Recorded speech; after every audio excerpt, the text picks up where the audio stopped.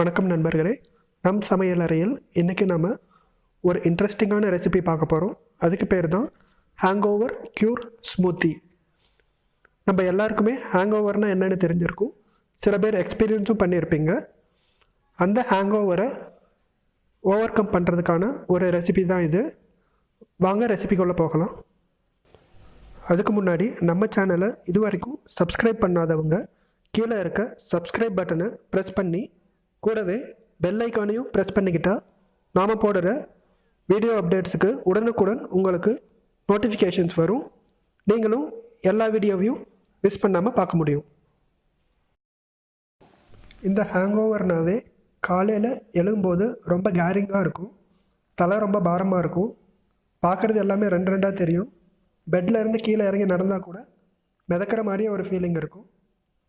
இதை over come பண்ணுறதுக்கான ஒரு ரெசிபி தான் இந்த ஹேங்கோவர் க்யூர் ஸ்மூத்தி.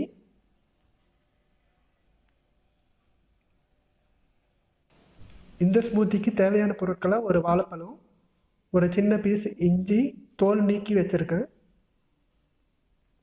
அதே மாதிரி ஒரு கிளாஸில் தேங்காய் தண்ணி எடுத்து வச்சுருக்கேன்.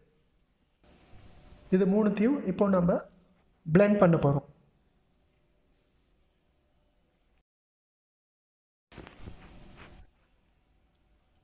இதனோட பலன்கள் என்னென்னா, வாழைப்பழத்தில் இருக்க அதிகப்படியான பொட்டாசியம் ஹேங்கோவர்னால் லூஸான எனர்ஜியை ரீகெயின் பண்ண உதவும்.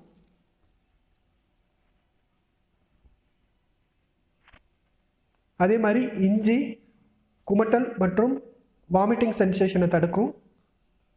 தேங்காய் தண்ணியில் இருக்க எலக்ட்ரோலைட்ஸ் இன்ஸ்டன்ட் எனர்ஜி பூஸ்டராக செயல்படும்.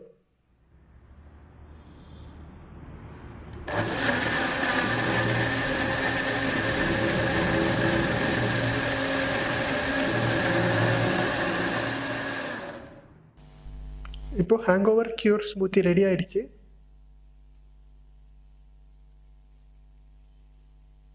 இது நான் குடிச்சு பார்த்தேன். ரொம்பவே ரிஃப்ரெஷிங்காகவும் எனர்ஜெட்டிக்காகவும் இருந்தது. நீங்களும் இந்த ரெசிபியை உங்கள் வீட்டில் ட்ரை பண்ணி பாருங்கள். ட்ரை பண்ணி பார்த்துட்டு எப்படி வந்துச்சுன்னு கீழே கமெண்ட் செக்ஷனில் பதிவு பண்ணுங்கள். இந்த வீடியோ உங்களுக்கு பிடிச்சிருந்தா லைக் பண்ணுங்கள், உங்கள் ஃப்ரெண்ட்ஸ் கூட ஷேர் பண்ணிக்கோங்க. சஜஷன்ஸ் எதுனா இருந்துச்சுன்னா கீழே கமெண்ட் பாக்ஸில் பதிவு பண்ணுங்கள். மறக்காமல் நம் சமையல் அறையில் யூடியூப் சேனலை சப்ஸ்கிரைபும் பண்ணிக்கோங்க. மீண்டும் இதே மாதிரி ஒரு ரெசிபியோடு சந்திக்கலாம். தேங்க்யூ ஃபார் வாட்சிங்.